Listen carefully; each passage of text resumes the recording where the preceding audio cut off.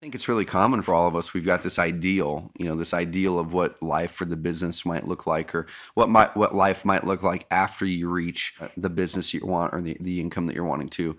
And oftentimes, like you said, we completely forget that the seas aren't going to part, the clouds aren't going to part on the other side of it. New problems are created, sometimes bigger ones that you've got to deal with. And also the money side of it. The money side of it is cool, but at the same time, once you get enough income to where your back isn't against the wall, you might have a little bit of buffer in the bank.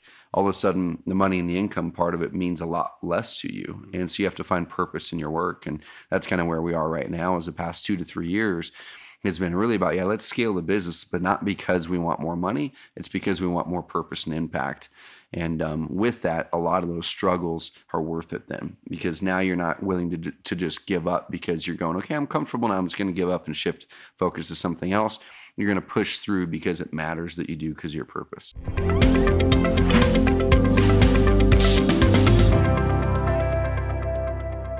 I've got a really, really cool episode of the Carrot Cast for you all today, and you probably hear a little bit of background noise. I'm actually in Boston for the week for work, here with Carrot, meeting with other company founders, meeting with some customers here. And we recorded an episode. This episode you're going to hear actually was recorded last Saturday in my house with my friend and mentor and return Carrot Cast guest, Seth Buechley. Seth, I met 4 or 5 years ago. He strolled into one of my entrepreneur pub talks there in Roseburg, and I didn't know who the guy was. Little did I know that he had started and sold multiple companies well into the tens of millions. And he's just such an amazing mentor in my life. We go mountain bike riding quite often. He works in my office building a couple doors away. And we have a chance to get together every single Friday to talk life, entrepreneurship, faith.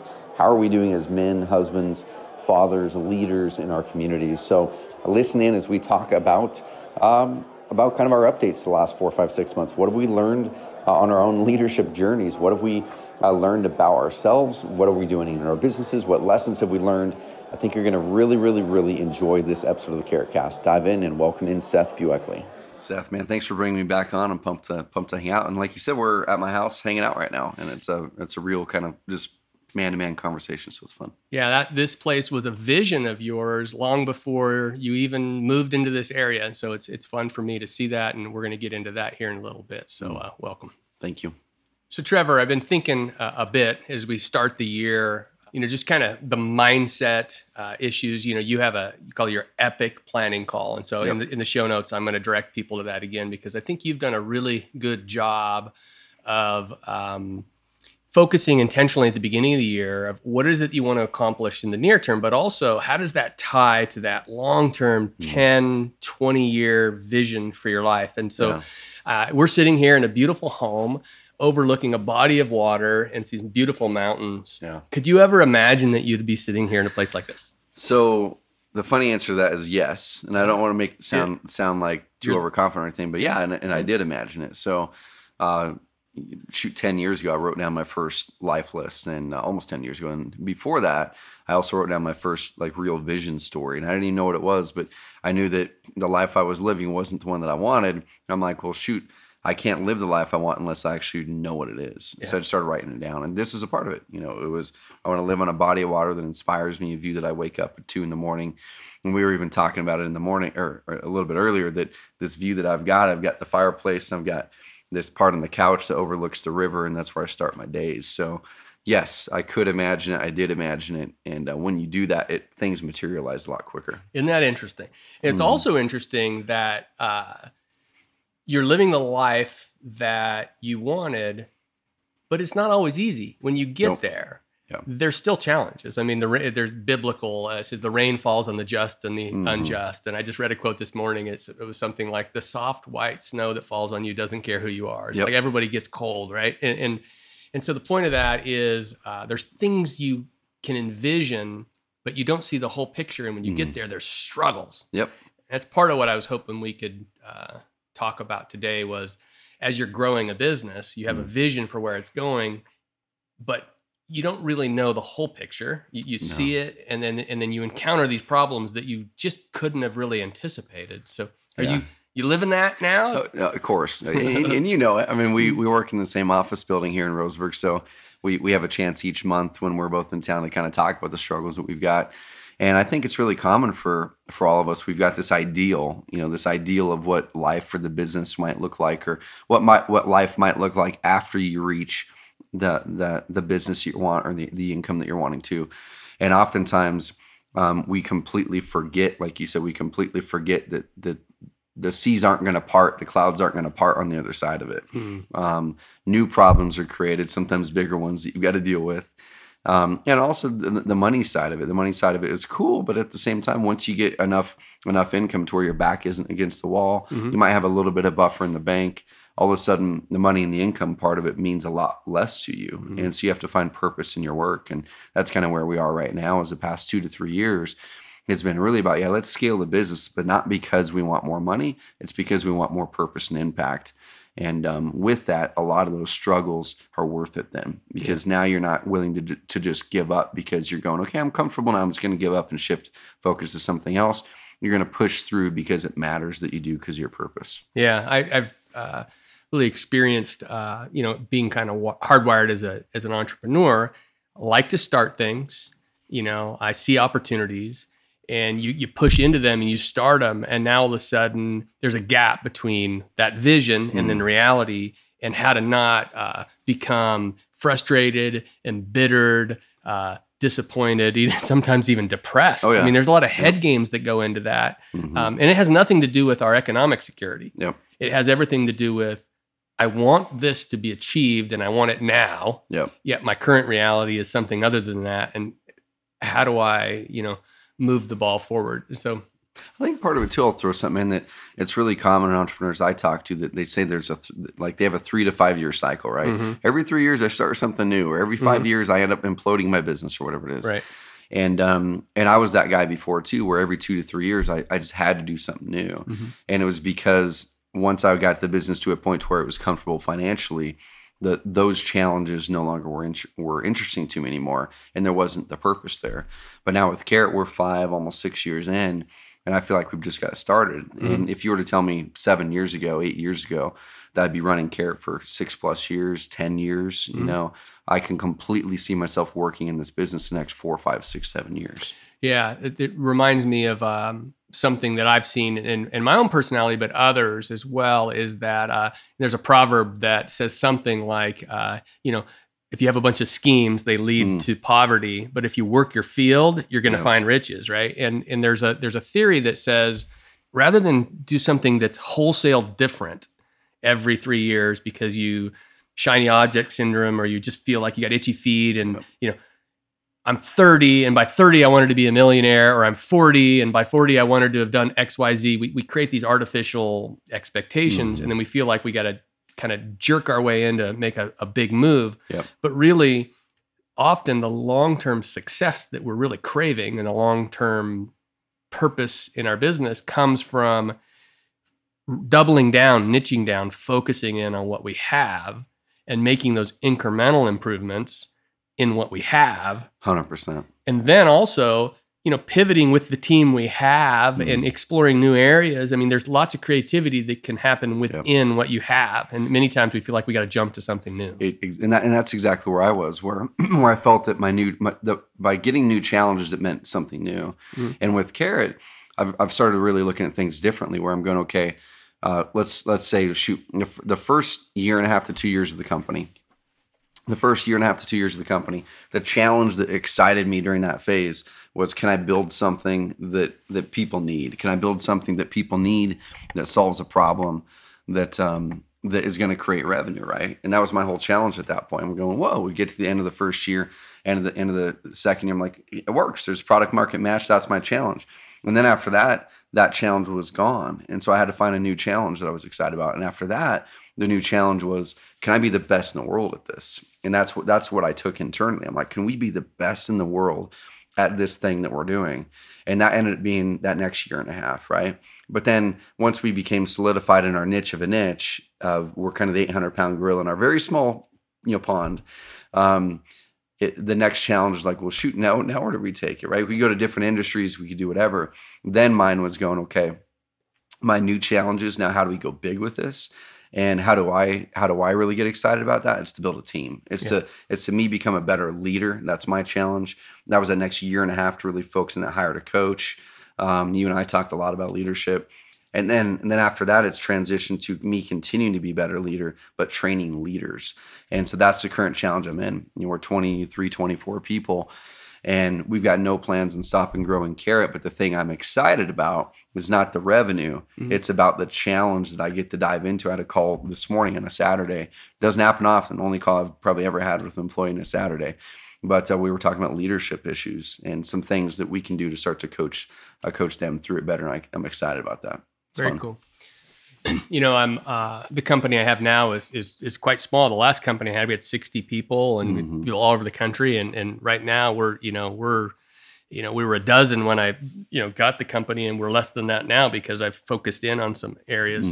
And it's different. It's different having when you have ideas and you have resources and you can execute them because it's there. And I've had to kind of adjust to a smaller company mindset because I bought an existing company and we've been pivoting it to do the things that I want to do with Cathedral Consulting, and I just kind of had to belly up to the bar that, hey, listen, every business at certain stages, you have to behave a certain way. And it took me a while to remember that. I mean, I knew it intellectually, but I wasn't feeling it, which is, hey, you can't just willy-nilly spend money over here like you're a big company, because you're not. I mean, you can if you want, but it's coming out of your pocket.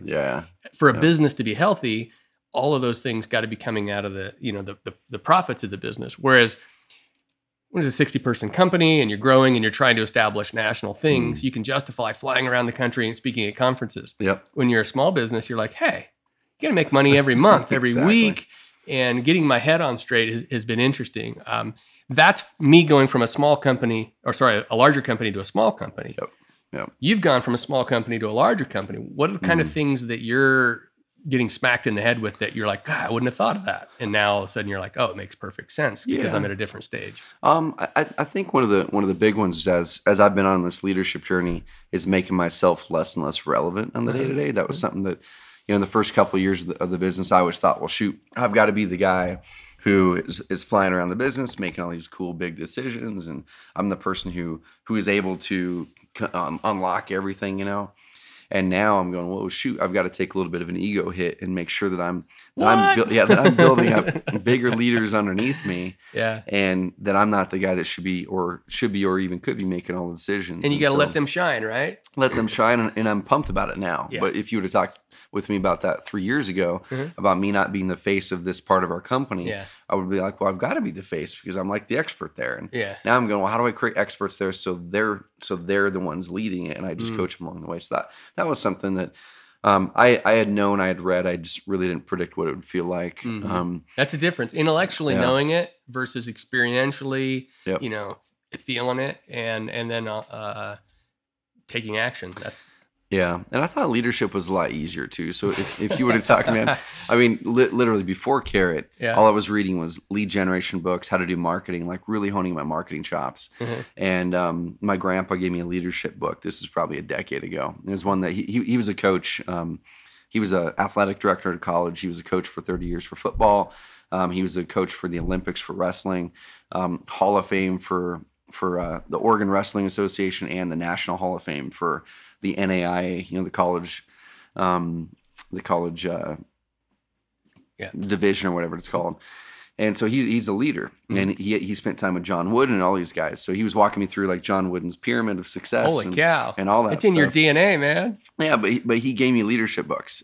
And those are the ones I never read because I thought, well, shoot, I've got it. I'm a leader. It wasn't until people follow me. Of course I'm a leader, right? Well, but that's where it kind of goes into transactional versus transformational. I was really good at transacting things to get things done, organizing some people to get some things done. The problem was I wasn't a good leader. You weren't, you were probably a natural leader, but unintentional about it, right? And so you can only get so far on natural skills. It's funny you mentioned wrestling. I was a wrestler, and I have I love that whole world. But you could always see the difference between people who could come in and do well naturally versus people who put in the time, put in the mat time, and there was no substitute. In fact, I remember when I was a sophomore, I got second in state, and the guy that beat me deserved to beat me because number one, he had arms like tree trunks, but number two, he almost wrestled, I think, year round, and they were just in another level of commitment. Yep. And whereas I knew that I worked hard and had some skill, I believed that he worked harder and had more skill. Yep. And and it's like that's just the way it works. Mm-hmm. Shift a little bit and talk about the tough decisions that get faced with, like you said. I thought leadership would be easier. I'm thinking about sometimes. There's the old Jim Collins theory. You got to get the right people on the bus, and then you got to get them in the right seats, right? And that's always an interesting process. But I've also observed sometimes you got to get people off the bus. Yeah, that's something I'm not good at, man. We were talking about it right before this too. Yeah. That's something I'm not good at yet. Yeah, I remember being with a guy that was a head of sales for a company that was about 300 million, and they were trying to get to be $1 billion. They were on that trend. And he talked about bringing in actually Bain Consulting, this super high-end, sophisticated consulting firm. And one of the things they told him is they said, you probably don't have enough turnover in your organization. Really? Huh. Yeah. And so most of us would say, turnover, and we know this is true. If you have a high turnover of employees, that's a sign of a healthy culture. Yeah. Up to a certain point. There is a certain point when the things that worked for you in the past are no longer going to work for you in the future. And if you're trying to do something new, sometimes you need new people. And sometimes you're going to find that the existing people are a barrier. And I have gone through that in the last couple of years as I've had to make the decision to exit some people from the business. And that's not an easy process. It's not an easy process because of human empathy. We don't want to disrupt people's lives. It's not an easy process because sometimes that feels like failure. Like if we were better leaders, we could resurrect them.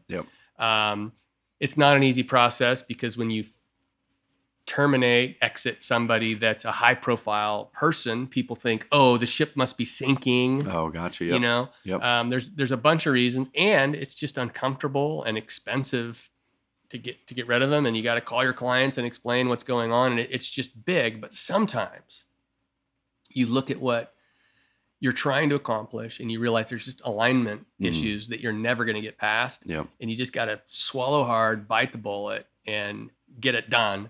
And so that's something that I think a lot of people who think about what it's like to be an owner might not feel until they're in that role. And that's something we've talked that I haven't got good at that. Okay. It was kind of one of those things where I was almost hanging.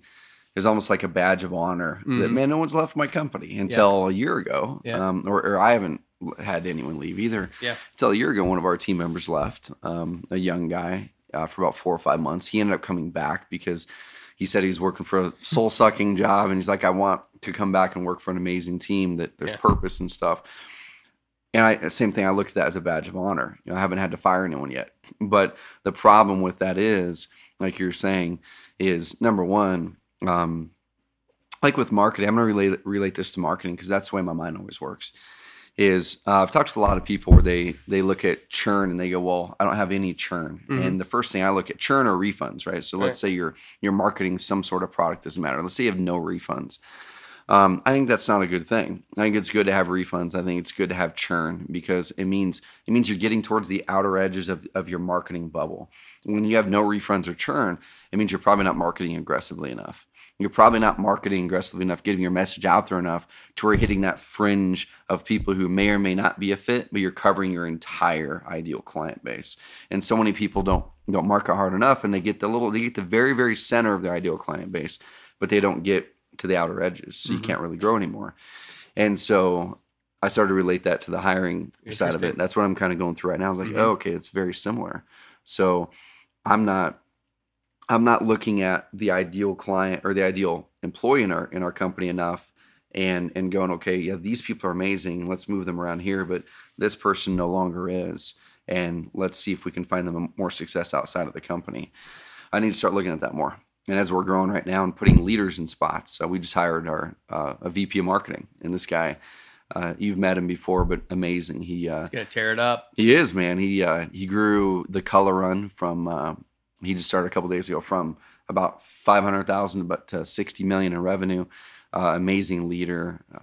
He's a guy I planted seeds with 2 or 3 years ago. Yeah. Never thought that it would come to fruition, but he had his own agency, marketing agency. Yeah. And he came aboard. And so now I'm going, okay, now I've got to make sure I don't create that culture to where that leader thinks it's not okay to get rid of someone if they're not a fit. Right. And so him and I had that conversation yesterday. I'm like, man, because this is the way I've led, if there's anyone on the team, which there might be a person or two, if there's anyone on the team who isn't a fit moving forward to do these roles, I don't want to be in the way of stopping you from doing your job, but also I don't want to put the weight on you to have you be the guy that's coming in and making it like, I will take that weight and I need to do that. So no, that's a good word. I can think about as I was going through a season, not long ago, where I was making some tough decisions about transferring some people out of the business that were in it before I bought it. Yep.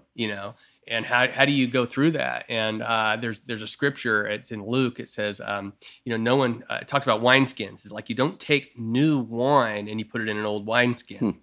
And the theory there is, new wine is going to expand. It's going to stretch. And if you're trying to bring new ideas and fresh ideas into an old structure that's really unwilling to change, you're just going to be frustrated. That's good. And I read that again after I had just gone through it, and it clicked, and it was like, okay, that was what was going on. Is there was misalignment, because I had a vision, and I have a vision of where I want to take our company. Yep. And other people who had a vision decades ago that were in the mix, they had just had a different vision, and it's okay. And sometimes what happens to us is we feel like it's this great big moral right or wrong. It's not. It's team. It's choice. It's I had a friend who runs a very large, what is it? It's a rescue mission in New York. And he said, he goes, sometimes you just need to release people to industry. Yeah. You just got to let them go and realize we're not holding the world together. We're not God. We want to treat people fairly and with dignity. And we want to exit them from our business at the right time, the right way. But we don't have this moral obligation to keep them around forever to save their feelings if it's not a good fit. Yeah. And it's our commitment to our company.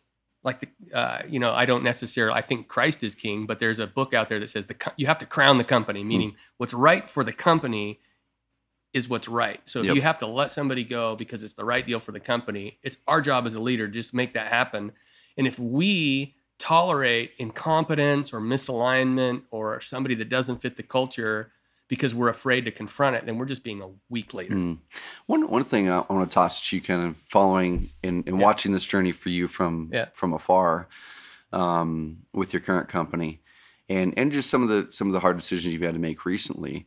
It was kind of cool because originally, and I don't want to put words in your mouth, but originally, you were kind of trying to be a leader, but have the team run itself and be kind of less hands-on. Wishful thinking, right? Less hands-on. Yeah. And then as that year went on, you found yourself being drawn more and more in. And at the start of it, you were kind of like, man, like I'm getting drawn into this, and it's not what was my original intent was. But then the last several months, it seems like you've been fired up about being in again, because now you get to recreate and create something that is matching the vision that you've got. And it's almost like you knew that you couldn't step away and be hands off, knowing that the direction wasn't matching your core values. The direction wasn't really pushing towards and being innovative in the ways that you wanted to. Yeah. And I think moving forward now with the team that you've been building and that you're going to be building, you're going to be able to then step back into your unique ability more again pretty quickly. Yeah, I think that's a good observation. At the end of the day, leadership isn't passive, right? And so, if I was an owner of a business and I was removed from it and it was fulfilling everything I wanted it to do and functioning with excellence, then I could see, and to me, that's a prize you earn if you do things well over the long run. Yep. Well, I came in and bought a company that had been around a long time. My mentor had built it. He died in a tragic accident. And so I was able to, buy the company. And I wanted to be cautious with the moves I made early on and to kind of figure out what we had and then also over time figure out what we wanted to be next. And yeah, it was this process of, all right, how engaged do I become? And, at some point I flipped the switch and said, hey, I'm all in because, I mean, at the end of the day, we know we have to be all in to win. Mm-hmm. Now, at some point, I'm working towards a lifestyle which says, I don't want to wake up with a pit in my stomach. And I don't. Mm-hmm. I mean, I have had days where I do, but in general, I don't. But it's hard work. It's a small company, and I'm in that early stage where you're building stuff and reinventing yourself, fairly often. So it's the price of admission. So, One really key move you made lately too that we had talked about is you guys deciding to niche down and we're going to be really great at this thing. Yeah. And the niching side, we can do an entire podcast on niching, so we're not going to do that today. But that was really cool. That was really cool seeing you look at the kind of do you guys call it mastermind or what do you guys call?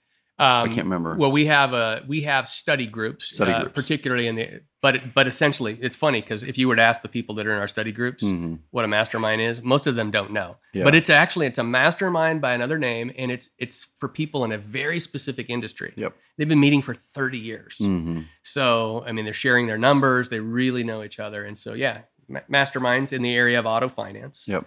And then we're looking to replicate that in some areas where I'm considered an expert, which would be the area of wireless telecommunications, and then also in the area of nonprofits. Yep. And so we have clients that are outside of those arenas that we still continue to serve, but we're really going to be focusing our outbound into those key areas where we can be a leader. I love it too, because I mean, it follows similar parallels to what we're doing. We're going to be an world expert at this thing. Yeah. And we picked one industry at the start, real estate investors primarily. And then we go, okay, we've got that. Now let's replicate it. We've got that solid. Yeah. We've got experts in place who are running that stuff now. Yeah. Now let's replicate it over real estate agents. And then we're going to do the same thing in other industries. So anyone that's listening to this, that's looking at building a business, I think, you can go broad. I'm not saying that you couldn't. You definitely can. A lot of companies, what happens, they end up going broad and then they niche down their marketing. Yeah. There's big companies that do that. Or you can start niching and then you can start to scale out and go broad as you go. So, I think we're the first. We're broad, and now we're starting to niche. Yep. And then we also realize that sometimes people will call us and say, "Hey, can you help?" But if it's in our wheelhouse, we can help them. But in terms of how we focus our intentional energy to niche down is really. If nothing else, it's added some energy to really get to zeroed in. It adds clarity to your marketing too, because when you know exactly the person you're trying to solve, exactly the problem they've got, then your marketing can change. You can do better research on that market. You can tighten your marketing budget and the marketing pieces you put out, all that stuff. I love it. So Trevor, you and I have talked a bit about the challenge as your business scales of moving from being a transactional leader to being transformational.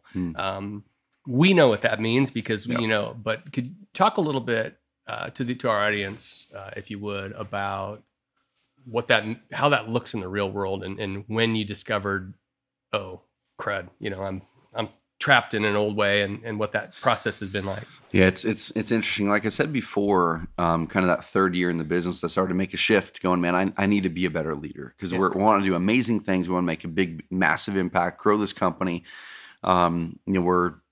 We made Inc. 505,000 list this year. We're the number one fast growing software company in Oregon. And in order to keep on doing that, we need to grow.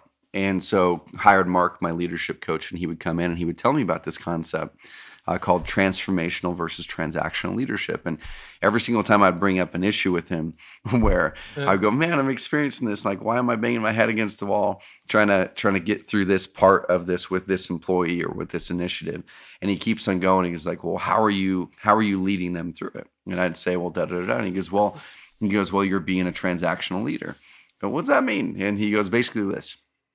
I've heard it many times since from other people as well. And I want every single person that's listening to this, that if you're leading anybody, I don't care if it's one person or 25 or 200, that you have to start to shift over towards a transformational leader. You can't get true freedom. You can't get true flexibility. You can't make your impact that you want to make unless you start to be more of a transformational leader. And it's basically this. A transactional leader is someone that I'm going to tell you what to do. You're going to go do it. You're going to come back and say, I did it. I'm going to check your work and I'm going to give you something else to do. And that's great. That works in the initial phases. That's when you're delegating. That's when you're trying to delegate your time. You're trying to replicate some of your tasks and get someone else to do it. And that's great. When you're in that, 0 to 1 million phase, that works pretty darn good. But once you get over that million to 3 to 10, you have to start now being a better leader and more transformational. So the opposite of it is, rather than giving tasks to do, you do the work, I check that you did it, I give you another task to do, where you're in the wheel now, like you're the hub of the wheel, right? Everything comes back to you. It's like a rubber ball. Everything bounces back to you. And as your team grows and you have all these rubber balls bouncing back to you, you get no more work done now. Yeah. You're bottlenecked. You feel like you're getting to the end of the week, and you as the CEO of that company or the leader have 8 million things that you didn't get done. And you have 8 million monkeys on your back that you took on, because people are coming back to you, and you think, well, shoot, I'm going to actually I'm going to be useful to them and valuable to them by solving their problem with and for them. Yeah. And there's a great book called The 1 Minute Manager and the Monkey that my coach Dan Martell sent me a few months ago. And really quick, easy read. The essence of it is basically that we as leaders are taking the monkeys off of our team members' backs when they come into our office or hit us with a phone call. And we say, cool, let me get back to you on a Thursday with an answer, or let me get back to you with X so you can move forward. And it completely takes the monkey off of their back. They're kind of sitting there waiting for you. They're bottlenecked. They're not moving on stuff. Everyone's inefficient. You're wondering why people aren't moving forward and getting things happening like you envision in your mind would be ideal. And it's all because of us. So the transformational side of it is, now instead of taking that monkey or that project or that decision off their back, I sit down and go, okay, Seth, awesome. So what's the outcome we're looking to get for? It's come together on an outcome, come together on the measures or metrics that measure success for that. And then I'm going to coach them to success. So you might bring me something and say, cool. So well, what's the outcome we're looking at getting here? What's it look like? What's the end result look like? Cool, we agree on that. Awesome. So what's the way that would measure whether that's successful? Is it a due date? Is it a metric that you're looking at? What's the measure that would measure whether it's successful? And then I sit down and go, okay, where am I blocking that person? Is it that they don't have the ability to make a decision? Cool. I'm going to have them go, okay, where do you feel blocked where you can't make a decision? They write the 2 spots down, then I train them right there with like a way to make decisions. So now the decision's on them. Or it could be a process that I've held internally that I keep on not documenting the process Secret and getting it science, to someone. Right? Yeah. But at the end of the day, if you can create bounds for people to win in, rather than a task, if you can go, okay, cool, I'm not going to take ownership of this, but let's create bounds. We're going to create, let me give you an example. Here's a story. So Mike on our team, amazing writer, young guy, really creative. What was happening about a year ago is I was massively bottlenecking him in his work in a big way. And when you have a really dynamic, just amazing person like that, they can't do their best work if their boss is continually throwing up a yield sign to them. And I didn't know that I was.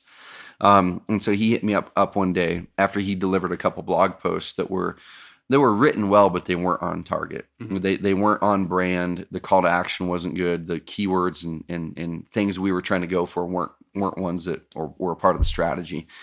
And so I had inadvertently placed a process in front of him where I had to review every single concept for a blog post. And then when I was busy doing something else and he sent me through the list for review for that next month or quarter, I wouldn't get back to him for 4 or 5 days, and he felt stifled to do his work.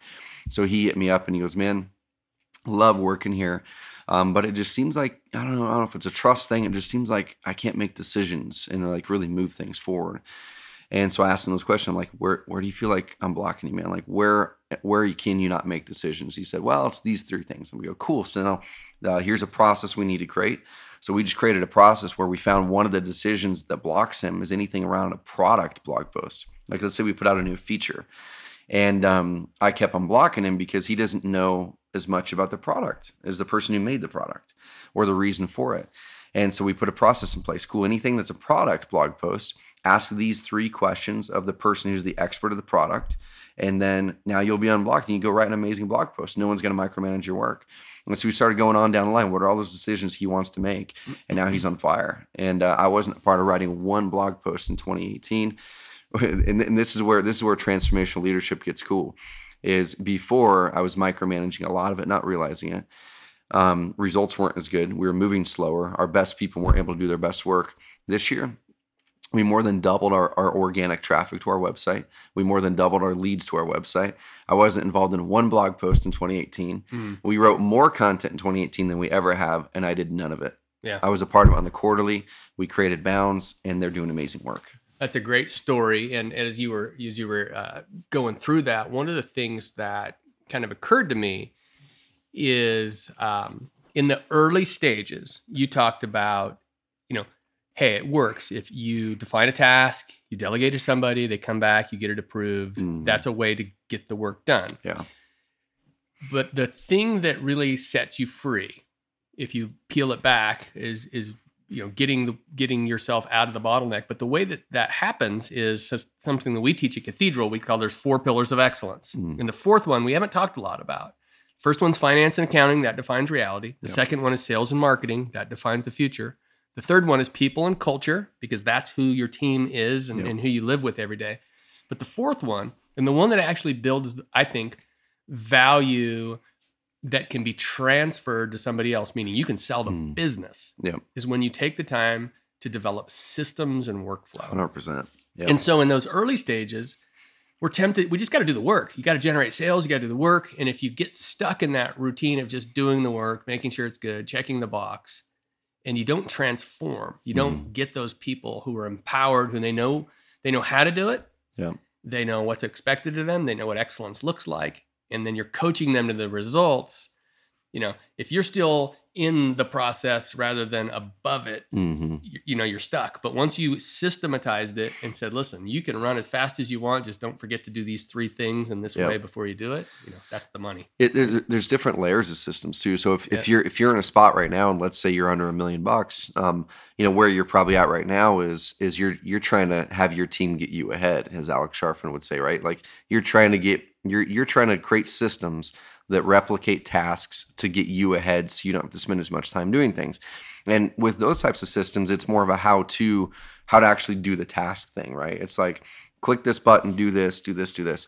That next level for us anyway, from that 1 million to 3 to 10, is really about how do I help them get ahead? How do I help that team member get ahead? The only way they can get ahead is by being able to make decisions.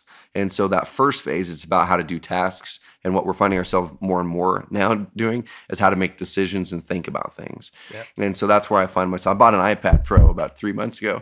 All I do on it is draw. I bought it just to draw with a pencil. All your frameworks? All my frameworks. Becoming a framework maestro? Frameworks, man. And Friday night, my wife and kids are out of town this weekend, hence Saturday morning recording a podcast at the house. But Friday night, I was finishing up frameworks and getting them off to my graphics guy. Yeah. And so I take them on the iPad, I draw them out, I then sit down with my team member, or if it's over the internet, because a lot of our team's remote, I plugged it on iPad into my computer, pull up QuickTime on my Mac, and then there's some fancy things you can do to share your screen and your iPad with them. So it's just like they're sitting next to you.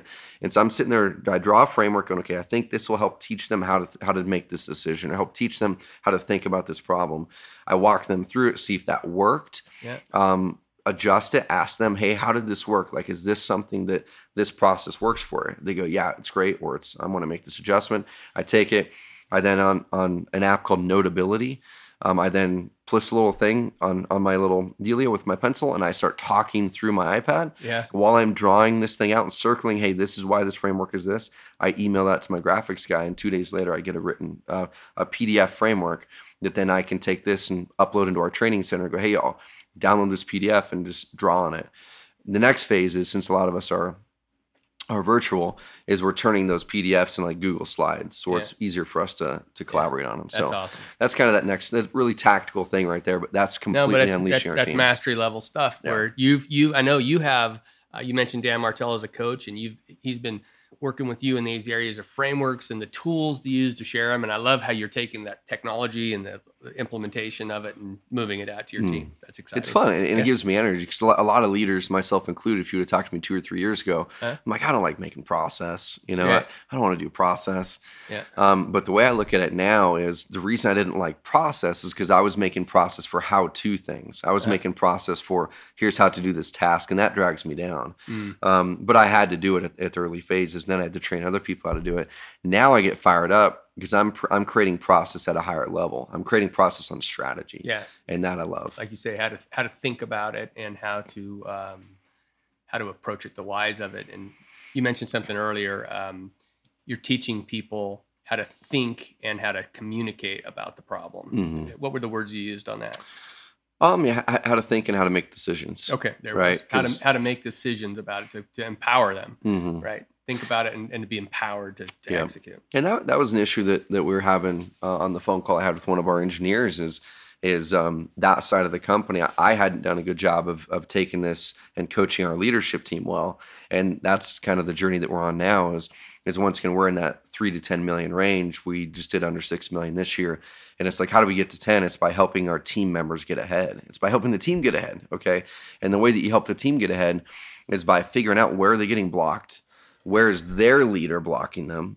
And I just realized the last 3 or 4 months, I'm like, man, the reason that we're slow on some of this stuff is because I haven't been coaching our leadership team. And so that's when I had really flipped the switch to go, okay, I got to make frameworks. Yeah. And that's where the frameworks came from, was to coach my leadership team so then they could use those frameworks to coach their people. Yeah, I often think about drafting in the sense of, NASCAR, which is, as the leader, we're accustomed to feeling like, hey, we got to be out front. We got to be the guy in the front of the pack, pulling everybody towards us. And that's true. Yeah. But systems allow you to draft once in a while because you get other leaders out there who take their turn up front and you can just fold back a little and draft for a little bit, get your energy up, watch things work. It's an amazing feeling. I want to shift a little bit as we wrap up here. Talk about, since it is the beginning of the year when we're recording this, some of the habits to create structure, to measure results, goal setting that you're doing, and I'd be glad to share some of mine as well. But where are you at? What are you learning and implementing to keep you on track for this? I'm pumped to hear yours. Actually, I'm really excited to hear yours because man, I've been notoriously my whole life bad at habits. And here's the thing: like we all have habits. They're either good habits or bad habits. And I'm notorious at bad habits, and it's really, really hard for me to get out of bad habits. It's not easy to get into good habits. Sure. You've kind of seen had a front row journey of my fitness journey this past year. Yes, I have. And then the past 2 weeks at the holidays and stuff, I kind of fell off of it. So I haven't fully ingrained that habit in my life yet. Yeah. And here's a couple things I'm gonna toss at people is for me, and I don't know if a lot of people are similar. It's easy for me to create a habit if it's convenient. And I'm going to give someone people a tip here on how to make things convenient, because that's a big deal for me. It's not easy to create a habit for me if it's not convenient. Now, people are going to go, oh, that's obvious. Okay, well, here's an example. A little over a year ago in October, so October 2017, I was on a 5-6 year stretch of setting a goal every year of getting the best shape of my life. Played college athletics, and when I was in high school, I remember writing down on a project in high school. It asked what I wanted to do when I grew up, and one of the criteria that I put in there was anything but a desk job. And so what I ended up growing myself into in my own companies was a desk job, right? And so I just hadn't worked out. I had got memberships at 5 gyms in town. I think that's all the gyms there are here in small town Roseburg, Oregon, thinking the gym or the location was gonna change it. But in October of 2017, I finally became fed up. And to create a habit, you no longer can want the habit. It has to be a requirement to get to where you want to be. And so in order to say that again. To create a habit? To create a habit, it can't be just a habit you want to create. Like a lot of people want to get in good shape. Yeah. A lot of people want to eat better. You're not going to create a habit by doing that. The way you create a habit is that you have to have absolute conviction that you have to change that habit and adopt it. Yeah.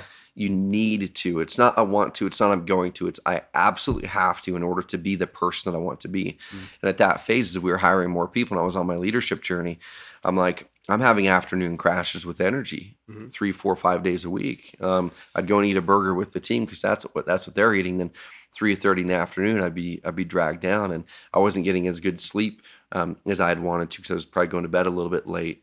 I wasn't working out, and if you start to look at all of it, it's like if I were to just choose to work out, the rest of it would just happen. I wasn't drinking as much water, and so at that time, I'm like, how do I create this habit and make it so it's convenient for me? but also to where it sticks. And I knew that I had to get in the best shape of my life so I could get more energy, so I could be a better leader at home and at work. And in that moment, I asked my assistant, Jen, I'm like, all right, we're done. I'm not setting this as a New Year resolution. This is October of 2017. I'm not waiting until January 1st to do this, because if I wait a week or January 1st, it means I haven't become convicted internally on it yet. Yeah. And habits don't stick unless you're convicted and there's emotion attached to them. And so I said, give me 4 personal trainers by Thursday this week that fit this criteria. We'll choose one of them Friday. We start working out next week. And we're going to work out in my office. And so I created ultimate convenience. And a next part of it too, looking at convenience, you have to deconstruct how to 100% guarantee that the habit sticks. Don't make it to where I think the habit will stick. 100% guarantee that it sticks. And I said, well, I drop my kids off at school at 8. I get to the office at 8:10, 8:15.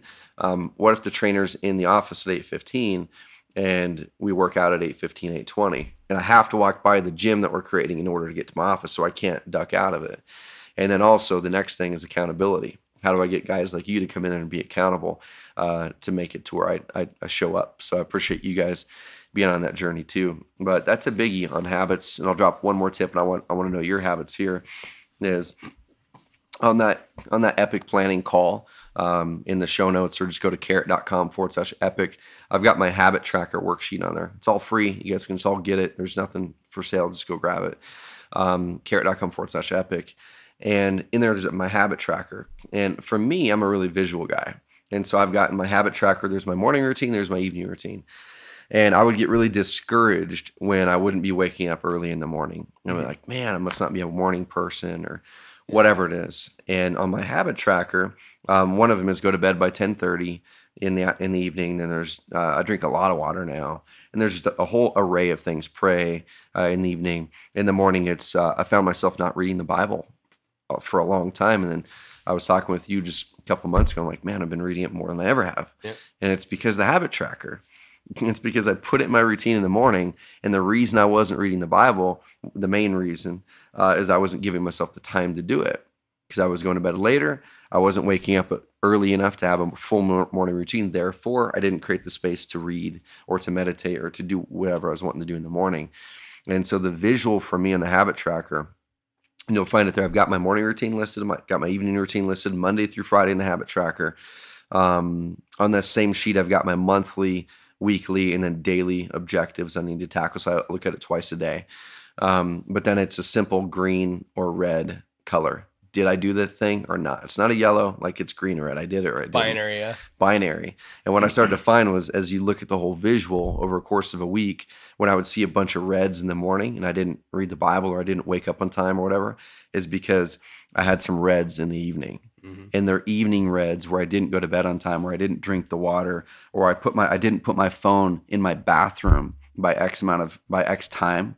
I found the phone for me was a trigger. Mm-hmm. If my phone didn't go in my bathroom by this time in the evening, mm-hmm. it'd make it easy for me to pick up the phone and read on it in my bed or somewhere else. Mm-hmm. So the phone goes in my bathroom by about 7:30 or 8 in the evening on my charger in there. If that happens, all the other things turn green. Interesting. Find the trigger that works for you. Yeah. So what's working for you right now? What are you tackling? So my word for the year is actually consistency. And so, I like it. And that is because I don't feel like I've been particularly consistent. I'm a great problem solver.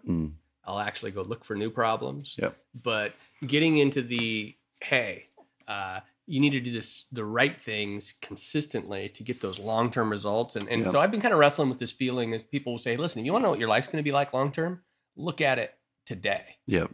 And that's the habits you're doing today. Yeah, that's scary for people. For me to think about, because I'm like, well, I don't think I want to do this forever. I want it to be different. And it's like, okay, well then start behaving differently. Yep. And and so having that kind of self-talk. And so I'm doing a few things differently. I have a morning routine now, which basically is 4 things that are primary. And there's a couple others I throw in there. First is get up and pray. And that could be 10, 15 minutes. Then read. I'm typically reading, in the Bible or a devotional from a guy named Spurgeon, who I really like. And then if I have enough time, I will also write some observations from the reading. And that actually helps me with what I do on this podcast. I do this moment of truth. Cool. And a lot of those insights. I love those, by the way. Those are awesome. Cool. That's fun. And a lot of that is coming from that kind of quiet time of just reading and listening and thinking.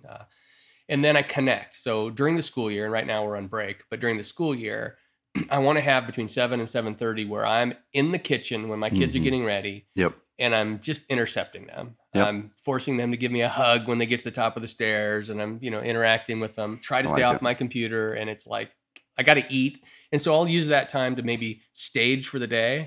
Like I'm on an eating plan now, and so I need to be, and I haven't implemented this yet. This is where I should be. Yep. Foraging for my food, getting it in a bag so I can drag it with me, so that I can not be starving and hangry, because I get starving and hangry. And then when you do that, you eat whatever's in front of you. Yeah, exactly. So then it leads the whole rest of your afternoon or habits are shot. So if I'm staging at that time, and then planning my day, and I should be planning the day the night before as well, but just kind of getting connected to the plan for the day. Yeah. That is my routine. I've been doing well at it, and then I think the last piece that happens after that is I exercise. I want to exercise every day. Yep. So 3 days a week, I'm trying to be at the loft with the team that you've coalesced. And then on the days that I'm not there, I have a Peloton at home. And so we're doing that. And so for me, if I can do that, I've noticed that my days and my thinking is much more positive and energized. And so that's the personal habit is that. And it's a morning. My evenings, I'm trending towards, and I'm looking towards, I have a similar issue with phone and work and all that, is I got to shut it down a little earlier. So I'll get back to you on what that new habit is. In terms of how I'm tracking my time, I use a planner. I use Hyatt's Full Focus Planner. And so that's a good tool where I focus in on the 3 things I'm going to get done that day. I'm in the process of rolling into a 12-week year model where we're saying, all right, what's the most important goal? And then chunking that out. I'm launching a new initiative inside our wireless telecom space. And so it will be called the Wireless Competitive Edge. And so I want to launch it in the second quarter. So this quarter, I really have 2 goals. One is to be consistent, meaning all the things I just talked about, to be consistent with how I'm tracking them and writing about them and doing them. And the second is to launch this Wireless Competitive Edge program. I have some accountability built in, and I've had mixed opinions about accountability historically, because I think that accountability gets misconstrued. I don't actually think others can hold us accountable. I've tried it. Yeah, it doesn't work. Working for me. Yeah, but we can create accountability for ourselves with social pressure and measurements and being honest. Of course, it all requires that you're honest, right? Because if you're blowing smoke at each other, what's the point, right? And so I have some accountability. I have a Tuesday mastermind group I meet with, part of something called Iron Sharpens Iron, where we have 10 guys get on a Zoom call and we talk through the most important things in life. And we do the man in the middle, where once in a while you're the guy who gets called on what's the big problem and how can the rest of us help you. And then I also joined one of our ISI brothers said, hey, listen, I'm really good at productivity and I'm glad to coach you guys through this. We got people from all over the world who are gathered in a Facebook group, and we have calls every other week around productivity. Cool. I say that weird, don't I? Productivity. You're good, man. So that I can, really get my head into this, and this all ties back to my word. My word is consistency. Yeah. And what I need some structure. As much as I hate structure in most instances, I know that I perform better when I have structure. And so putting that artificial structure around me, you mentioned constriction fuels creativity. Yeah, it does. Constrain does. Yeah, and I'm with you on that. So, like if you're told to draw a picture, right, and someone says draw a picture, you're going to sit there. You're going to probably sit there for a long time trying to figure out what to draw. Yeah. But if they say draw an amazing monkey or a frog, you're like I'm going to do it, and then you love it. Yeah. So those are my current habits. I also have a coach that I meet with every other week, a guy named Greg Salsiccioli out of Bend, Oregon. Coach well, he's the CEO there, and that has helped me as I do some executive coaching this year. I've got some executive coaching that I'll be doing as well. So it moves me, keeping myself accountable with some experts speaking into my life. Meeting with you every couple weeks when we can, or every week when we can, is a habit that gets me thinking about things differently. I learned something from you over breakfast this Monday that you don't even know about. You were talking about a friend of yours that's in multifamily, and it was an insight that I'm going to put to use for my finance business that I just launched. Good. Right. And so, those are the kind of things that I do very intentionally as habits so that I can learn and put those things to work. So. I love it. There's a few themes I just want to recap for people that are listening to this. So coaches, we both have coaches. Yeah. It helps create accountability, but also helps us kind of jump that learning curve faster. Yeah. Another thing is consistency. So inside of my 5-minute journal that my coach gave me, when I do it, it's awesome. When I don't do it, I get kind of thrown off, but it's a part of my morning and evening routine. It asks a few questions, but one of them is an affirmation. And the first word in there for me is consistency. And I think the big part is because it's hard to be a great leader if you're not consistent. Yeah. People, we look at consistency sometimes the wrong way, as if consistency is someone who's not creative or someone who's not innovative, boring. Yeah. But I think that consistency unleashes the best innovation, the best creativity within you and your team. And the third thing, this isn't related to that, but I'm sitting right here and you can see, Seth, my Bibles over there, and there's a book, and then there's my orange notepad underneath it. So this goes back to habits a little bit and triggers. I'm gonna finish on this. Is as you're starting the year and as you're looking at what you want to tackle this year, and you want intention, like Seth said, on exactly what you're wanting to tackle and get better at, and you want to create those habits to become the person that you know you need to be to make the impact you want to make, or be the best husband or father or wife or anything like that, right, boss? Is find those things that you're wanting to tackle, those habits you need to create. Find how to make them convenient and create triggers that ensure that those work. There's all around the house, you wouldn't notice them, but I have triggers all around. Okay. That table by our front door was not there about a year ago. I needed a spot to put my phone when I came in the house. Okay. There's a trigger. Those are there because in the morning I sit right here on this couch, like I showed you, looking at the view. Yeah. And that's journal too. In my journal, that's part of my morning routine. Yeah. I'd flip in the fireplace right there. The very next thing I do is grab it and sit down. That's a trigger. Drinking water. I drink way more water today. You notice when you walked in the house, this cup was sitting up on the windowsill right above the sink. I always have a cup there. That's a trigger. Anytime I'm by the sink, I fill it up and drink a glass of water. My charger for my phone is now in my bathroom now rather than my nightstand. That's a trigger. There's just a bunch of triggers that I have in my life right now, and I need to find some other ones. Working out, it's a trigger to have my gym there. At the time I drop my kids off to school, that's when the whole thing. So find the triggers, make them convenient, and be convicted about the habits you need to adopt, because you know you need to become that person to make the impact that you want to make. Find those triggers and make them convenient. Awesome. That's great stuff.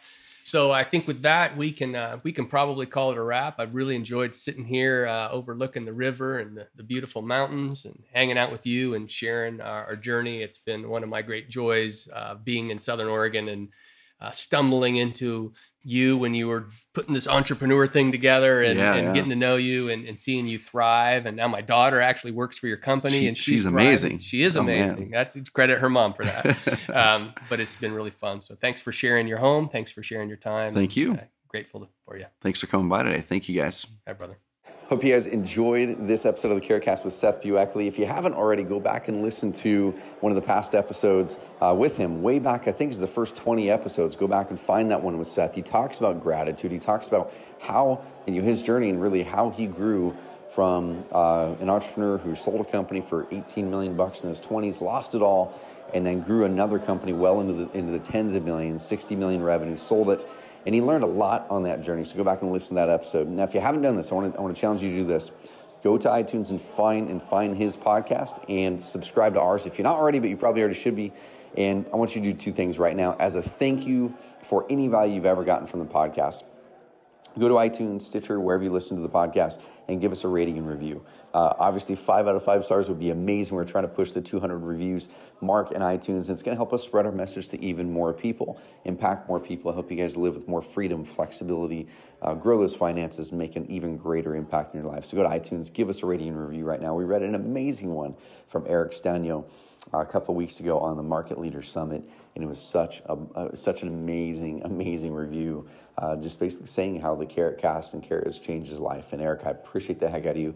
taking that time to make the review. So everyone go over there and give us a rating and review. Next, go find the Business Done Right podcast on iTunes. Subscribe to Seth's.